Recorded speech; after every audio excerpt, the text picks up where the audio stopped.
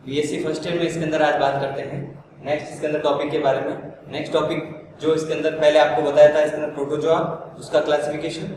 आज बात करते हैं प्रोटोजोआ से आगे कौन से फाइलम आते हैं, कौन कौन से इसके अंदर फाइलम, उसके क्या क्या लक्षण होंगे और उसका वर्गीकरण या क्लासिफिकेशन कैसे किया जाता है, या इसके अंदर उस फाइलम की टैक्सोनॉमी क्या होती है, उसको भी वर्गीकरण ही कहा जाता है। तो इसके अंदर प्रोटोजोआ के बाद में इसके अंदर नेक्स्ट जो है वो है मेटाजोआ।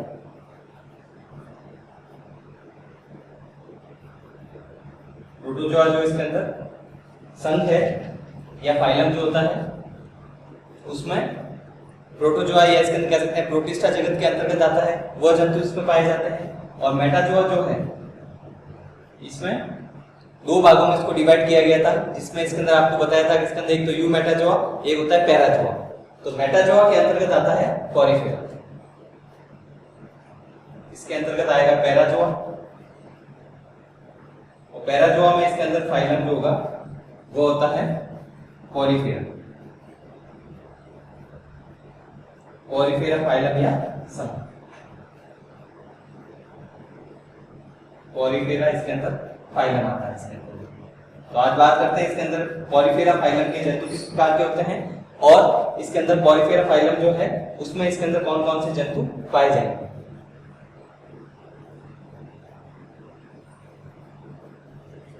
या इसमें कह सकते हैं पॉरीफेरा फाइलम जो है उसमें इसके अंदर जंतु जो पाए जाते हैं उनमें क्या क्या लक्षण पाए जाते हैं, जिसके कारण इसको इसके अंदर पहचाना जाता है कि आइडेंटिफिकेशन फीचर आउटर जो इसके अंदर की या बॉडी इसके अंदर किस प्रकार की होती है, या उसके कौन कौन से इस प्रकार के लक्षण हैं जिसके कारण कहा जाता है कि यह इसके अंदर कह सकते हैं जो पॉरीफेरा के जंतु होंगे। पॉरीफेरा जैसे इसके नाम से पता चल रहा है, इसमें बॉडी है जो शरीर होता है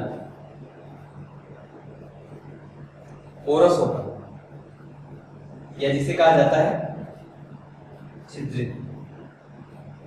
शरीर पर पोर पाए जाते हैं या छिद्र पाए जाते हैं। तो पॉरीफेरा के जो जंतु होते हैं पोरस या छिद्रित होते हैं, इसके कारण इसको इसके अंदर फाइलम का नाम दिया गया है पॉरीफेरा। पॉरीफेरा में जो जंतु इसके अंदर आते हैं साइफा या साइकॉन, जो स्पंज देखते हैं, स्पंज जो इसके अंदर कह सकते हैं यूज किया जाता है, वो स्पंज इसके अंदर कह सकते हैं पॉरीफेरा संघ के जंतु से ही मिलता है। तो ये इसका इंपॉर्टेंस है, उसमें बात करेंगे। लेकिन इस जंतु का मुख्य लक्षण जो है पोरस होते हैं, छिद्रित होते हैं इनका शरीर, इसके कारण इनको पॉरीफेरा कहा जाता है। अन्य लक्षण क्या क्या होंगे, जैसे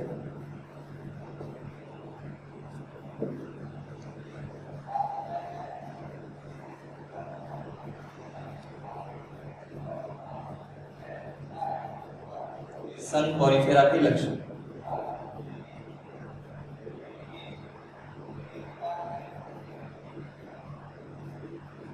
यह कह सकते हैं silent feature of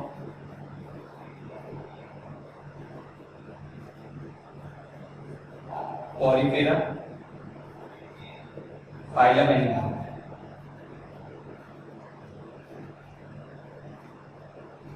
Porifera phylum के जो एनिमल है उसमें कौन कौन से लक्षण पाए जाते हैं। सबसे इसके अंदर पहला लक्षण की यदि बात करें तो ये बहुकोशिकीय जीव होते हैं।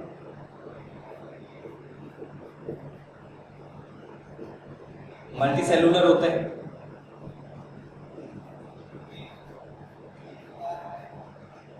ये जो जंतु होते हैं इसमें एक से ज्यादा कोशिकाएं पाई जाती है, इसके कारण उनको मल्टीसेलुलर या बहुकोशिकीय जीव कहा जाता है।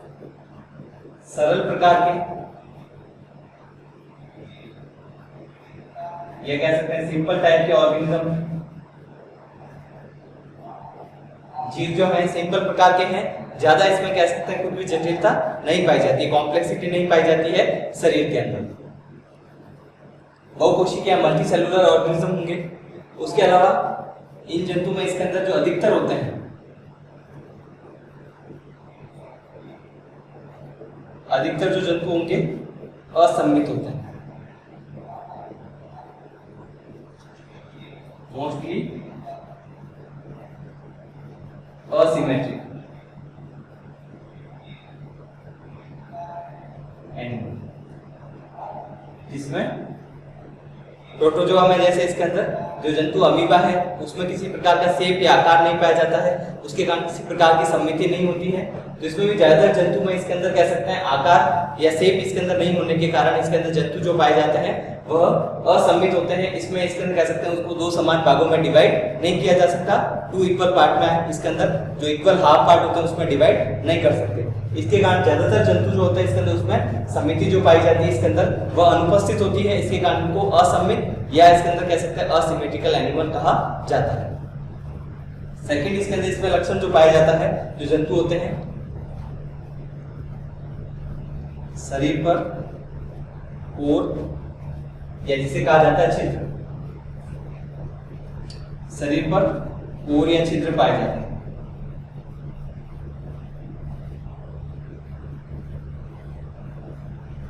और पोर इसके अंदर कह सकते हैं एक दो नहीं होते, पूरे शरीर पर पाए जाते हैं। तो इसमें कह सकते हैं शरीर पर पोर या छिद्र पाए जाते हैं। दो प्रकार के छिद्र जैसे होते हैं, एक तो होते हैं ऑस्टिया, एक होता है ऑस्कुलम। ऑस्कुलम और ये होता है ऑस्टिया। ऑस्टिया और ऑस्कुलम दो प्रकार के छिद्र इसके शरीर पर पाए जाते हैं। ऑस्कुलम है उसकी संख्या तो जैसे एक ही होती है, यह इसके ज्यादा मात्रा में नहीं पाए जाते हैं, लेकिन ऑस्टिया इसके अंदर कह सकते हैं इसकी संख्या अधिक होती है। ऑस्टिया की संख्या इसके अंदर अधिक होती है, लेकिन ऑस्कुलम जो होता है इसके अंदर उसकी संख्या एक ही होगी। ऑस्टिया जो होता है इसके जंतु के शरीर में वाटर एंट्री के लिए या कह सकते हैं जल के प्रवेश के लिए,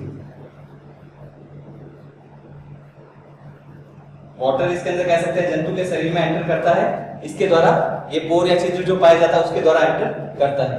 ऑस्कुलम जो होता है इसके अंदर कह सकते हैं वाटर एग्जिट के लिए या जल को बाहर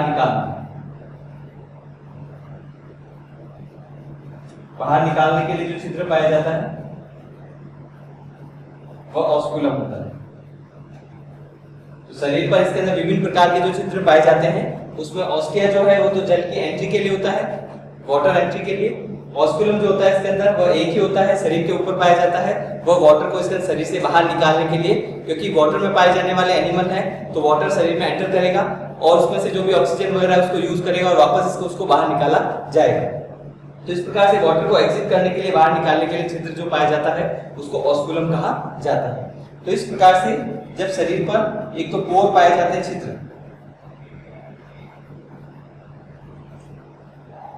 पोर पाए जाते हैं, छिद्र पाए जाते हैं, उसके साथ साथ में शरीर में पाई जाती है केनाल या नलिका, टिब्यूल या नलिकाएं पाई जाती है। तो ये जो दोनों पोर और केनाल मिलकर जंतु के शरीर में बनाते हैं केनाल सिस्टम।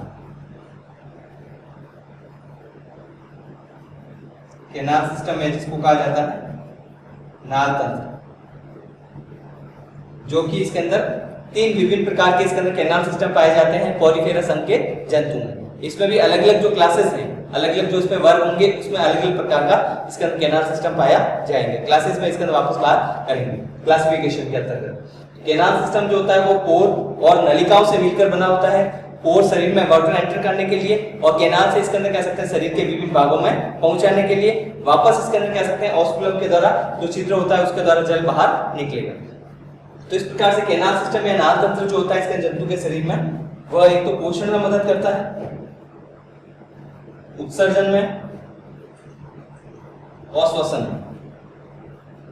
तीन प्रकार की जो क्रियाएं होती है वो केनाल सिस्टम के द्वारा की जाती है। इसमें क्योंकि वाटर इसके अंदर ही प्रवेश करता है, इसमें पोर या केनाल के द्वारा प्रवेश करेगा, इसके कारण केनाल सिस्टम तीन प्रकार के कार्य इसमें कर सकता है। एक तो रेस्पिरेशन का,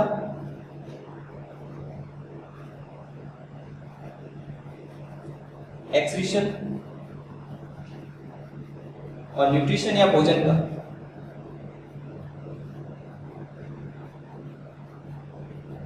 भोजन है या फूड इसके अंदर कह सकते हैं जो अंदर लिया जाता है, पानी के द्वारा लिया जाता है, और वो वाटर इसके अंदर कह सकते हैं जंतु के शरीर में पोर या छिद्र के द्वारा करेगा, और वो पोर पाए जाते हैं कैनाल सिस्टम या नाल तंत्र के अंतर्गत। तो ये क्रियाएं जो की जाती है इसके अंदर वो सभी कैनाल सिस्टम के द्वारा की जाएगी, क्योंकि वाटर उसमें से एंटर करता है और वो साथ में इसके अंदर ऑक्सीजन भी लेके आता है, न्यूट्रिएंट या पोषक पदार्थ भी होते हैं, और वाटर जो बाहर जाता है उसमें अवशिष्ट पदार्थ भी होते हैं। इसके कारण 3 अलग प्रकार की एक्टिविटी इसके द्वारा की बात करें, कोशिकाएं उपस्थित होती है, सेल प्रेजेंट होती है, लेकिन सेल डिफरेंशिएटेड नहीं होती या विभेदित नहीं होती।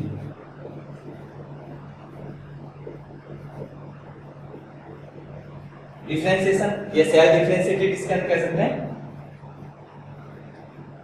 Not occur.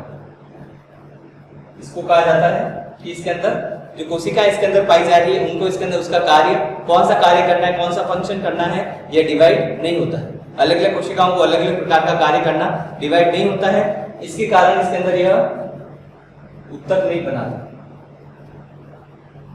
टिश्यू या उत्तक नहीं बनाती, टिश्यू या उत्तक इसके अंदर नहीं बनते हैं। इसके कारण इसमें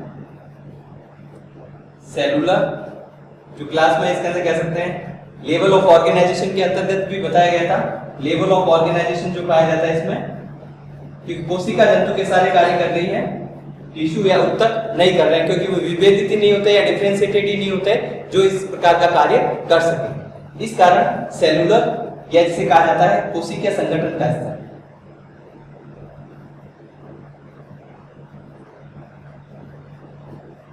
पाया जाता है। और कौन कौन से लक्षण है, जैसे अन्य लक्षण इसके अंदर कह सकते हैं जो जंतु की इसके अंदर बात करें तो इसमें सेंसरी ऑर्गन या संवेदी अंग अनुपस्थित होते हैं। उसके अलावा तंत्रिका तंत्र नहीं पाया जाता है, या जिसे कहा जाता है इसके अंदर क्या वो जंतु को इसके अंदर कह सकते हैं मेंटेनेंस या इसके अंदर कह सकते हैं समन्वय बनाने का, कोऑर्डिनेशन का जो कार्य करता है। तंत्रिका तंत्र या जिसे कह सकते हैं समन्वय तंत्र, या जिसे कहते हैं कोऑर्डिनेशन सिस्टम, एब्सेंट होता है। कोऑर्डिनेशन सिस्टम इसके अंदर एब्सेंट होगा। संवेदी तंत्र इसके अंदर कह सकते हैं जैसे संवेदी अंग या सेंसरी ऑर्गन, जैसे है आईज है, नोज है, ये इसके अंदर नहीं पाए जाते हैं, ये भी इसके अंदर एब्सेंट होते हैं। जो कि इसके अंदर विभिन्न प्रकार की जो ज्ञानेंद्रियां होती है, सेंसरी ऑर्गन जो होते हैं वो इसमें नहीं पाए जाते। शरीर में इसके अंदर कह सकते हैं शरीर की भित्ति की बात करें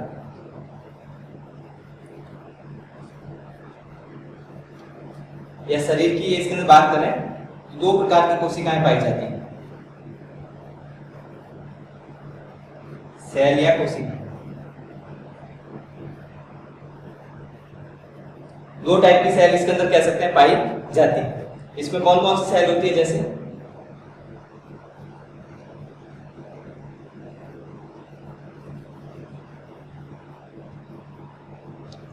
फर्स्ट इसके अंदर जो होती है, जो इसके अंदर बाहर की ओर पाई जाती है उसको कहा जाता है पिनेकोसाइट। पिनेकोसाइट ये पाई जाती है इसके अंदर बाहर की ओर, और बनाती है इसके अंदर पिनेकोडर्म। लेयर को इसके अंदर कहा जाता है, परत जो होती है इसको कहा जाता है पिनेकोडर्म। पिनेकोडर्म लेयर का निर्माण करती है। और सेकंड जो लेयर होती है इसके अंदर की ओर पाई जाती है कोएनोसाइट, और ये निर्माण करती है कोएनोडर्म का।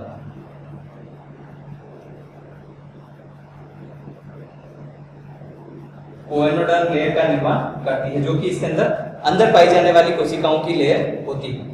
और उस लेयर के द्वारा या इसके अंदर उन कोशिकाओं के द्वारा जिसको कोएनोसाइट कहा जाता है, इसके द्वारा बनती है कोएनोसाइट।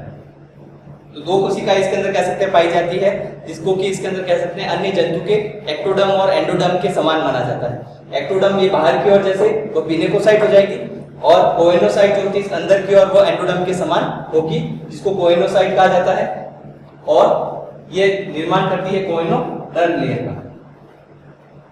कोएनोसाइट तो एक प्रकार की कोशिका है, और जो लेयर बनाती है कोएनोसाइट इसके अंदर कह सकते हैं कोशिका मिलकर लेयर जो बनाती है इसके अंदर शरीर के चारों ओर वो कोएनोडर्म होती है। तो कोएनोडर्म तो लेयर होगी, कोएनोसाइट कोशिका होती है जो कि अंदर की ओर पाई जाती है। इसके साथ में फ्लैजेला पाए जाते हैं,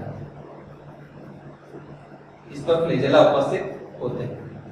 इस कारण इसके अंदर कह सकते हैं दो लेयर इसके जंतु के शरीर में पाई जाती है। बीच में जो पाई जाती है मेसोडर्म अनुपस्थित होती है, उसमें मीजोहाइल या मीजोग्लिया जिसको कहा जाता है वह पाया जाता है। इसके कारण जो पॉलीफेरा के जंतु होते हैं द्विकोरक होते हैं, या जिसे कहा जाता है डिप्लोब्लास्ट, डिप्लोब्लास्टिक एनिमल होंगे, क्योंकि दो लेयर इसके अंदर पाई जा रही है। बाहर तो पिनेकोसाइट कोशिकाओं की लेयर, और अंदर की ओर इसके अंदर कह सकते हैं कोएनोसाइट कोशिकाओं की लेयर, जो कि कोएनोडर्म बनाती है, ये पिनेकोडर्म बनाती है। अन्य लक्षण जैसे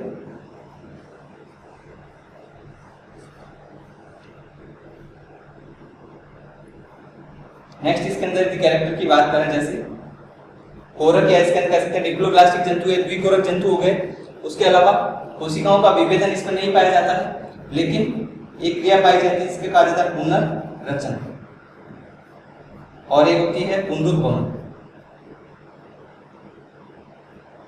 उपस्थित होता है।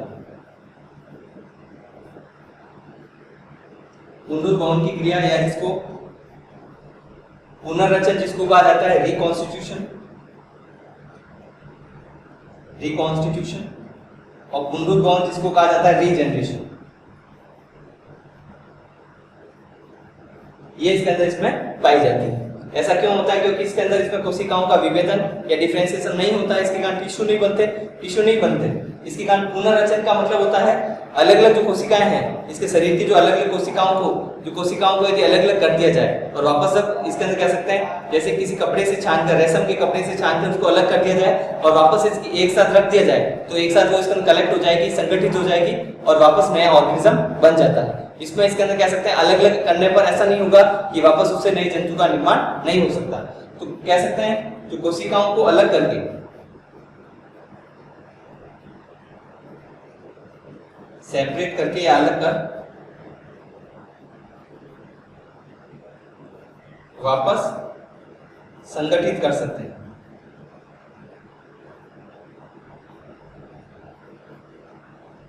संगठित किया जा सकता है। इस प्रोसेस को कहा जाता है रिकॉन्स्टिट्यूशन। कोशिकाओं को इसके अंदर कह सकते हैं सेपरेट करें कपड़े के द्वारा छानकर और वापस यदि नीचे इसके अंदर जो कोशिकाएं आ रही है उसको एक साथ में रख दिया जाए तो वापस नया ऑर्गेनिज्म बन जाता है। इसको कहा जाता है पुनर्रचन या रिकॉन्स्टिट्यूशन।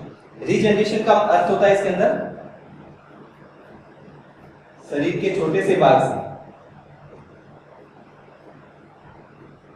छोटा सा भाग है, छोटा सा टुकड़ा है, इससे पूरे ऑर्गेनिज्म का यदि निर्माण हो जाए, छोटा सा भाग है उससे इसके अंदर पूरा ऑर्गेनिज्म बन जाए या जंतु बन जाए, इसको कहा जाता है रीजनरेशन या पुनरुत्पादन।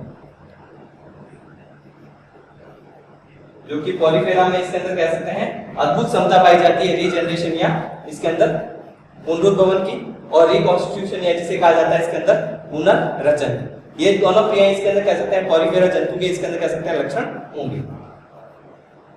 इसके अलावा और कौन कौन से लक्षण है? जैसे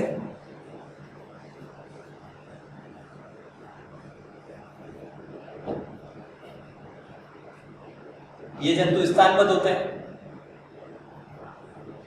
ये जिसको कहा जाता है सेसाइल, एक स्थान पर पाए जाते हैं, ज्यादा इसके अंदर मूवमेंट नहीं होता है, और दूसरा होता है मूवमेंट नहीं करते, गतिहीन होते हैं।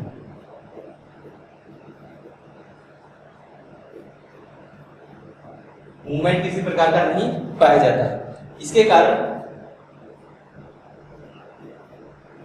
एरिस्टोटल या जिसे कहा जाता है अरस्तु, उन्होंने भी इसको समुद्री वनस्पति माना था, क्योंकि इसमें किसी प्रकार का मूवमेंट उन्होंने नहीं देखा था और इसके अंदर कह सकते हैं सेसाइल होते हैं, स्थानबद्ध होते हैं, एक जगह पर ही पाए जाते हैं। तो इसको माना था इसके अंदर मैराइन प्लांट। इसका अर्थ है कि इसके अंदर कह सकते हैं ये एक स्थान से दूसरे स्थान पर मूवमेंट नहीं करते हैं, समुद्र में पाए जाते हैं, लेकिन ये प्लांट है। क्योंकि पहले इसके अंदर कह सकते हैं इसको जंतु जगत के अंतर्गत या जंतु पॉरीफेरा के अंतर्गत इसके अंदर कह सकते हैं जंतु नहीं माना जाता था। लेकिन 1765 में एलिस नामक वैज्ञानिक ने इसके बारे में बताया था कि इसमें शरीर के अंदर इंटरनल मूवमेंट या आंतरिक गति पाई जाती है। बॉडी में इसके अंदर कह सकते हैं शरीर में आंतरिक गति पाई जाती है या जिसे कहा जाता है इंटरनल मूवमेंट पाया जाता है। इसके कारण इसके अंदर इसको जंतु पॉलीफेरा के अंतर्गत रखा गया था। पहले तो इसको पादप माना जाता था, प्लांट माना जाता था, लेकिन इंटरनल मूवमेंट एलिस ने बताया था इसके अंदर कह सकते हैं जंतु के शरीर में जो पाया जाता है, तब बताया गया कि इसके अंदर कह सकते हैं एनिमल या जो इसके अंदर कह सकते हैं पॉलीफेरा का है, और इसके अंदर कह सकते हैं इसमें ये प्लांट नहीं होकर एक एनिमल है, क्योंकि इसके अंदर पहले इसको बिना गति के या इसके अंदर कह सकते हैं स्थानबद्ध एक जगह बैठे रहने के कारण इसको जंतु नहीं माना जाता था। अन्य लक्षण जैसे कौन कौन से होते हैं?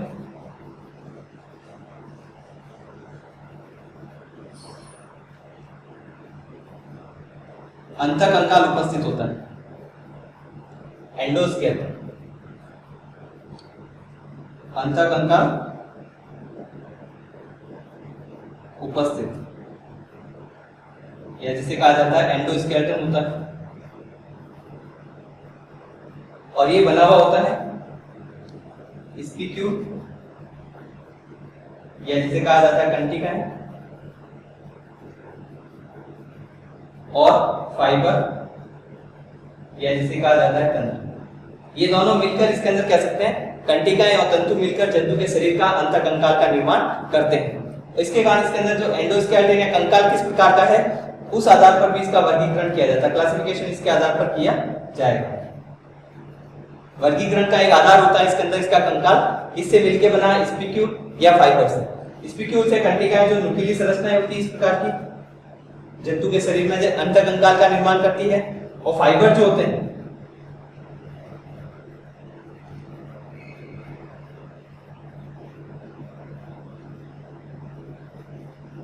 इस प्रकार से पाई जाने वाली संरचनाएं।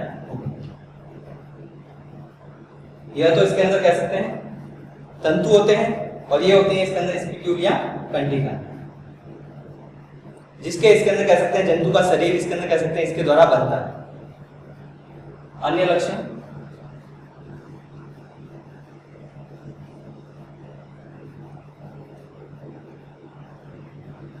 अधिकतर समुद्री जंतु होते हैं, ज्यादातर इसके अंदर मैराइन एनिमल होते हैं,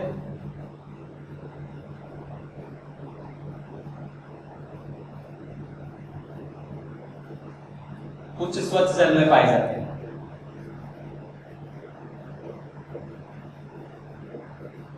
जातियां लगभग इसके अंदर या स्पीसीज है लगभग 150 स्पीसीज होती है, वो स्वच्छ जल में भी पाई जाती है, लेकिन अधिकतर जो होते हैं इसके अंदर वो मैराइन वाटर या समुद्री जल में पाए जाने वाले जंतु होंगे, पॉरीफेरा संघ के। इसके अलावा जनन की बात करें, लैंगिक और अलैंगिक दोनों जनन पाए जाते हैं।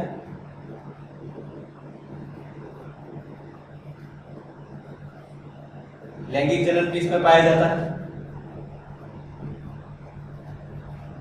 यह कहते हैं इसके जिसे असेक्सुअल एसेक्सुअल रिप्रोडक्शन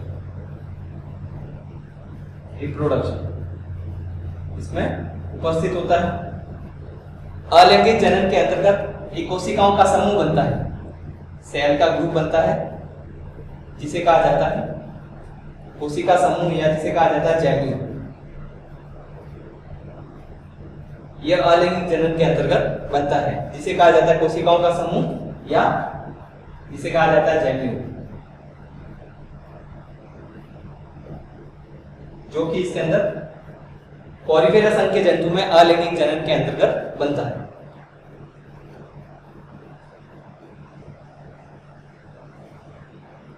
इसके अलावा जंतु में लार्वा अवस्था पाई जाती है।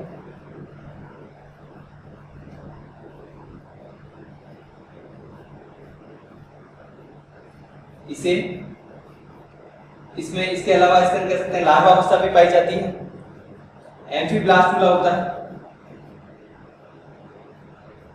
परिवर्तन की अवस्था जो होती है लार्वा अवस्था इसके अंदर कह सकते हैं इसमें उपस्थित होती है। इसके अलावा इसमें जो ब्लास्टुला होता है वो एम्फीब्लास्टुला कहलाता है, जिसमें कसा या फ्लैजेला पाए जाते हैं।